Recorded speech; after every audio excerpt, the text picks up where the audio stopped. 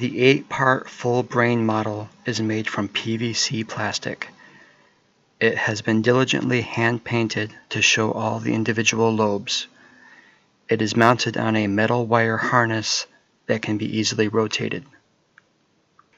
Embedded within each part of the brain model are magnets, which make putting this together and taking it apart a very simple task.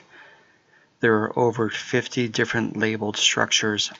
These 50 different structures are all indicated on a colorful laminated guide. One side identifies all the different structures, while the other side only has numbers so it can be used for student assessment. There is also a black and white reproducible worksheet that comes with the kit that can be used for general classroom assessment. When not in use, a slot at the base of the platform allows you to hold the color laminated guide.